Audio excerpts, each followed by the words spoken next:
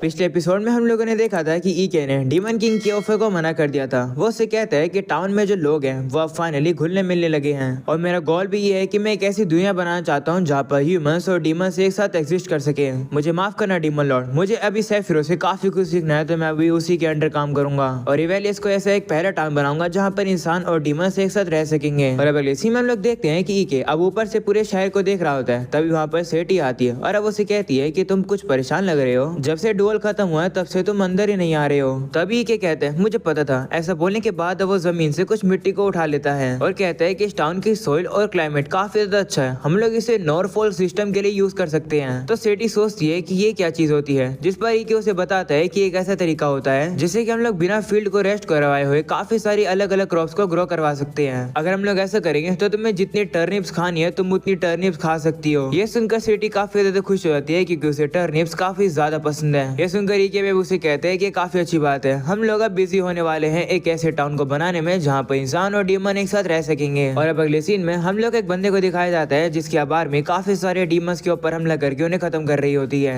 इसके बाद सीना वापस से टाउन का आता है जहाँ पर ईके अपनी पावर को यूज करके फील्ड्स के ऊपर बारिश करा रहा होता है। तो देखकर सिटी कहती है क्या ये है नॉरफॉल्क सिस्टम। तो ईके कहता है कि अभी के लिए हम लोग वीट को उगाते हैं, उसके बाद हम लोग फील्ड को रेस्ट पर डाल देते हैं, उसके बाद हम लोग ग्रास को उगाते हैं जिससे कि हम लोग अपने भेड़ और गायों को खाना खिला सके। हम लोग अगर ऐसा करते हैं तो इससे जो फील्ड होती है हम लोग उसे काफी समय के लिए फैलो छोड़ देते हैं। तब हम लोग बैरले, क्लोवर, वीट और टर्निप्स के बीच में रोटेट करते रहेंगे। इससे हम लोग क्रॉप्स को बिना फील्ड को रेस्ट कर रहा है उगा पाएंगे। अगर ये सिस्टम सक्सेसफुल हो गया तो कोई भी इंसान और डीमन भूखा नहीं रहेगा। ये सुनकर सभी लोग अब काफी ज्यादा खुश हो जाते हैं। और अब अगले सीन में हम लोग देखते हैं ईके अपने ऑफिस में होता है जहाँ पर सेठी अब उसके लिए चाय लेकर आती है और कहती है कि मैंने सुना कि तुम वाइस कमांडर में प्रमोट हो गए हो, इसके लिए कांग्रेचुलेशन। तो ईके कहते हैं हाँ, वाइस कमांडर की पोजीशन खाली थी तो वो मुझे मिल गई। तो सेठी कहती है कि अच्छी बात है, आज से मैं आपको वाइस कमांडर ही बुलाऊंगी। तभी हम लोग देखते हैं कि वहाँ पर ईके का वही साथी आ जाता है जो कि काफी जल्दबाजी में होता है और कहता है कि ईके प्रॉब्लम हो गई है। ये सुनकर सेठी उसे कहती है कि इन्हें ईके मत बुलाओ, ये अब वाइस कमांडर है। तो अब वो बंदा भी कहता है हाँ मुझे माफ कर दो। और वैसे क्या ये बात सच है कि ईके आपने कॉप्स कमांडर के ऑफर को मना कर दिया। तो ईके कहता है ये बात छोड़ो, तुम मुझे ये बताओ कि तुम मुझे क्या बताने आए थे। तो बताता है कि वो बात किंग के अलायंस के बारे में है। वो बताता है कि वो लोग मूव करने लगे हैं। कल रात जो सेकंड कॉप्स थी जो कि एलेस्टा को कब्जे में करने का ट्राई कर रही थी, वो कॉप्स हार गई है। उस सेकंड कॉप्स के अंदर काफी ज्यादा स्किल्ड वॉरियर्स थे और मुझे विश्वास ही नहीं हो रहा है कि वो लोग इतनी बुरी तरीके से हार गए। ये सुनकर ईके कहता है कि किंग के अलायंस को बुलाने लगता है उनके लिए काफी ज्यादा इफेक्टिव रहा है। वहीं सेठी पूछती है कि ये अलायंस क्या होता है, जिस पर ईके बताता है कि अलायंस ऑफ जो किंग होती है वो एक ह्यूमन की एंशिएंट ट्रीटीज में से एक है। जब एक डीमन लॉर्ड की आर्मी की ताकत काफी ज्यादा बढ़ जाती है और एक नेशन उन्हें हैंडल नहीं कर पाते हैं तो सारे नेशन एक साथ इकट्ठा होते हैं। और जब जब अलायंस बनी है तब हर बार डीमन लॉर्ड की आर्मी हारी गई है। जो सुनकर ईके का साथी डर जाते हैं और कहते हैं कि तो फिर हमारे लिए भी खतरा है। जिस पर ईके कहते हैं हाँ, इस समय हम लोग इवेलिस में हैं, तो उनके जो अगले टारगेट होंगे वो हम ही लोग होंगे क्योंकि हम लोगों ने अर्थ नाम के ऊपर कब्जा कर लिया है जो कि एक क्रिटिकल बेस है। और अगर वो लोग अर्थ नाम को हमसे लेना चाहते हैं तो वो लोग सबसे पहले हमारी फ्रंट लाइन यानी कि इवेलिस में ही हमला करेंगे। अगर देखा जाए तो 1-on-1 में डीमन काफी ज्यादा पावरफुल होते हैं, पर उन इंसानों के सामने हम लोग काफी ज्यादा स्ट्रगल कर सकते हैं क्योंकि वो लोग एक साथ मिलकर काम कर रहे हैं और उन लोगों के नंबर भी ज्यादा हैं। और अगर इवेलियस हार जाती है तो अलायंस आर्मी का अगला टारगेट अर्थ नाम ही होगा।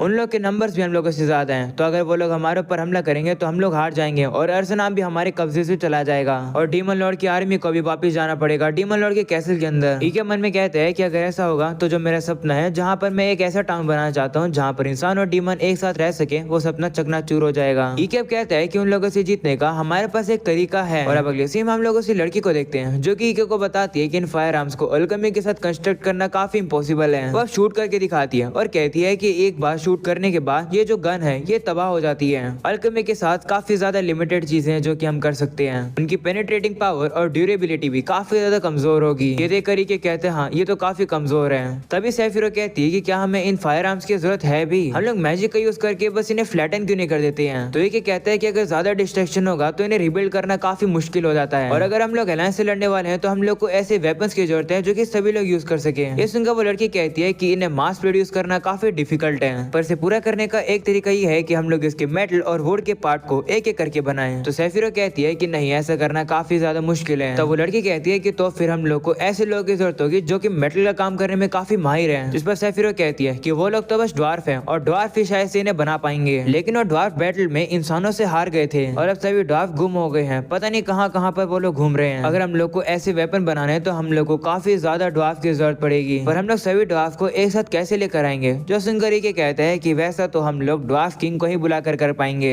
उस ड्वार्फ किंग को स्मूथ किंगडम के अंदर कैप्चर करके रखा गया है। अगले सीन में अब उसी किंग को दिखाया जाता है जो कि अपनी मेमोरी को याद कर रहा होता है, जहाँ पर इंसानों के एक जो कमांडर है उसने काफी सारे ड्वार्फ को मार दिया है। और अब किंग से कहता है कि देखा तुम्हारी वजह से क्या हो गया, मैं जो तुमसे कहा था तुम्हें वो सीधा सीधा कर देना चाहिए था। तो वो किंग कहता है चुप हो जाओ, मैं कभी भी हमारी टेक्नोलॉजी को इंसानों की वॉर के लिए यूज नहीं करूंगा। ये सुनकर वो कमांडर उससे होता है गुस्सा होता है और कहता है कि लगता है तुम अभी तक अपनी सिचुएशन को समझे नहीं हो। किंग अब देखता है कि अब उसके बेटे को भी कैप्चर कर लिया गया है और अब कमांडर किंग से कहने लगता है कि तुम्हारी आखिरी चांस है, नहीं तो मैं तुम्हारे बेटे को मार दूंगा। अपनी ताकत का हमारे लिए यूज करो, नहीं तो हम लोग तुम्हें मार देंगे। तो अब किंग को उसकी बात माननी पड़ती है। इसके बाद वो सभी ड्वार्फ उन लोगों के लिए काम करते हैं। काम पूरा करने के बाद सभी ड्वार्फ अब अलग अलग चले जाते हैं। वहीं पर अब किंग सोचने लगते हैं कि बेस्टन यानी कि उसका बेटा और बाकी सभी लोग कहाँ होंगे। तभी अब अचानक से वो देखता है कि वहाँ पर बाहर जितने भी सोल्जर्स होते हैं वो तो बेहोश हो जाते हैं और अब वहाँ पर लिलिथ आ जाती है जो कि उसे कहती है मैं तुम्हें फाइनली ढूंढ लिया। ऐसा बोलने के बाद अब वो सीधा उसकी जेल को खोल देती है और कहती है कि मेरे साथ आओ। वहीं पर वो जो किंग होता है वो लिलिथ से काफी ज्यादा क्वेश्चन पूछने लगता है कि आखिर तुम मुझसे क्या चाहती हो। लिलिथ अब उससे काफी ज्यादा अनॉयड हो जाती है और अब वो उससे अपने मैजिक पावर से बेहोश कर देती है। ये देख कर के साथ ही जीरोन वहाँ पर आ जाता है और अब वो लिलिथ से कहता है कि तुम्हें क्या कर रही हो। तो लिलिथ कहती है कि ये मुझे परेशान कर रहा था, इन सब बातों को छोड़ो, जल्दी से इसे लेकर यहाँ से चलो। तब वो मान जाता है और अब वो ड्वार्फ किंग को उठाकर वहाँ से लेकर जाने लगता है। पर तभी जीरोन और लिलिथ आपस में लड़ाई करने लगते हैं। इतने में वहाँ पर सोल्जर्स आ जाते हैं। उन्हें देखकर वो उनके ऊपर हमला करने के लिए आगे बढ़ते हैं, पर लिलिथ अब अपनी पावर को यूज करके उन लोगों को बेहोश कर देती है। वहीं पर जीरोन अब लिलिथ से कहता है कि ज्यादा दिक्कत मत खड़ी करो, ईके ने कहा था कि फाइट को अवॉइड करना। तभी बचाने से एक सोल्जर अब उसी के पास आ जाता है। ये देखकर वो जल्दी से मुक्का मार के उस सोल्जर को थोड़ा सा पीछे गिरा देता है। ये देखकर लिलिथ अब उसे कहने लगती है कि तुमने तो फाइट शुरू कर दी, ये बात मैं ईके को बताऊंगी। ये सुनकर जीरोन डर जाता है और कहता है कि नहीं ऐसा मत करना। जिसके बाद अब वो लोग कैसे तैसे करके वहाँ से बाहर निकल जाते हैं और अब वो लोग देखते हैं कि वहाँ पर तो काफी सारे इंसान सोल्जर्स खड़े थे। उन्हें देखकर वो लोग उनके ऊपर हमला करने वाले होते हैं, लेकिन तभी लिलिथ अब अपनी पावर को यूज करके उन सभी लोगों को बेहोश करने लगती है और कहती है कि मैं तुम सभी लोगों को मारूंगी नहीं क्योंकि ईके ने मुझे मना किया है। वहीं ये सारी चीजों को ऊपर से ईके भी देख रहा होता है और अब वो कह रहा होता है कि मैंने लोगों से मना किया था कि अपने ऊपर ज्यादा अटेंशन ना लाएं, पर ये लोग तो अपने ऊपर काफी अटेंशन ला रहे हैं। वहीं पर जीरोन कहने लगता है कि यहाँ पर आखिर इतने सारे सोल्जर्स क्यों हैं, मुझे लगा कि सारे अलायंस के साथ चले गए। वहीं वो सभी सोल्जर्स अब उन दोनों का पीछा कर रहे होते हैं। तभी अचानक से जमीन से काफी बड़े बड़े पत्थर बाहर निकल जाते हैं जो कि उन सोल्जर्स को वहीं रोक देते हैं। तभी अब ईके वहाँ पर आ जाता है और उन लोगों से कहता है कि तुम लोगों ने काफी अच्छा किया। वह पहले लिलिथ ईके को देखकर कहती है कि ये सारे पत्थर आपने लगाए ना, आप काफी कमाल के हो। वहीं पर अभी के जीरोन से कहते हैं कि तुम्हारे कंधे पर किंग है, उसे इस तरीके से मत पकड़ो, नीचे उतारो उसे। तब जीरोन भी थोड़ा सा घबरा जाता है और अब किंग को थोड़ा सा गोल गोल घुमाने लगता है, जो देखकर ईके कहता है कि रुक जाओ। और अब अगले सीन में किंग को जैसे होश आता है ईके अब उसके सामने होता है। वो अभी से पूछता है कि तुम मुझे यहाँ पर क्यों लेकर आए हो। तो ईके अब उसे वही गन दिखाता है और कहते हैं कि क्या तुम इस चीज को और ज्यादा बना सकते हो। जिस पर वो कहता है हाँ ये थोड़ा सा कॉम्प्लेक्स है, पर थोड़ा टाइम लेकर मैं इसे बना दूंगा, पर मैं इंसानों के लिए काम क्यों करूँ, मैं तुम्हारी मदद करने से मना कर रहा हूँ। तुम हमें वैसे यूज करने की सोच रहे हो जैसे इंसानों ने हमें यूज किया था।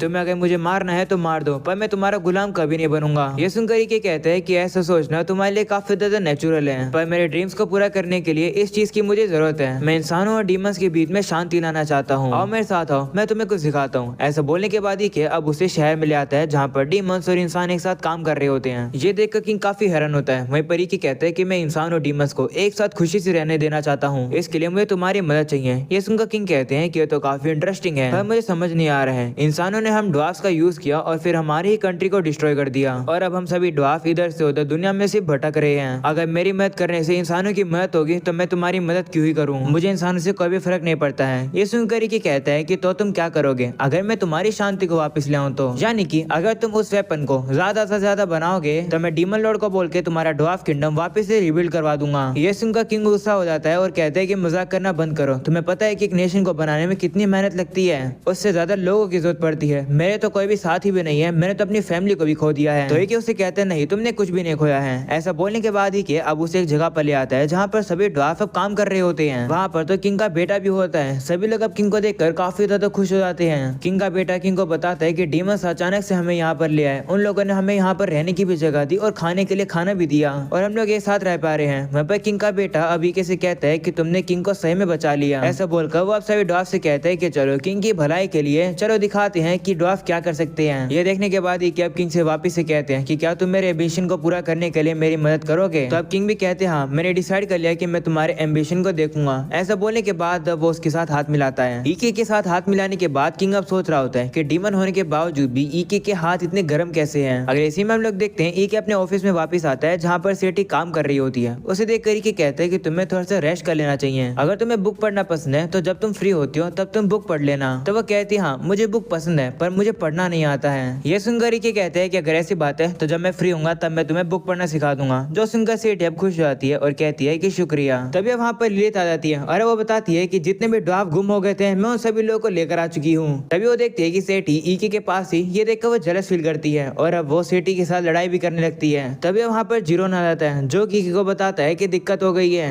उसके बाद सुनकर सेठी और लिलित उससे कहते हैं चुप हो जाओ। तब जीरोन भी सोचने लगता है कि उसने क्या गलती करी है। इसके बाद हम लोग को दुश्मनों का एरिया दिखाया जाता है जहाँ पर एक बंदा आकर उसी जनरल को बताता है कि डीमंस ने ड्वार्फ किंग को अपने साइड कर लिया है। जो सिंह का वो जनरल कहता है कि मुझे पता नहीं है कि आखिर ये डीमंस क्या सोच रहे हैं और वैसे भी वो बूढ़ा किंग आखिर कर भी क्या सकता है। तभी वो दूसरे बंदे से कहता है कि इवेलियस के अंदर कितनी सारी फोर्सेज है। जिस पर वो बंदा बताता है इस समय पर 500 है और सारे ब्रिगेड कमांडर भी वहीं पर जा रहे हैं उन्हें सपोर्ट करने के लिए, तो उनके नंबर बढ़ सकते हैं। ये सुनकर जनरल कहता है कि तो हमारे नंबर्स कितने हैं। जिस पर वो बंदा बताता है कि 12 बैटेलियन और 12,000 सोल्जर्स। वो सुनकर जनरल कहते हैं तो फिर हमारा जीतना पक्का है। चल अब समय आ गया है जाने का और हमला करने का। और अब यही हो जाता है ये एपिसोड खत्म। बस नया हो तो लाइक कर देना, चैनल पर न्यू हो तो सब्सक्राइब कर देना। मिलते हैं अगले एपिसोड के अंदर, तब तक के लिए बाय बाय।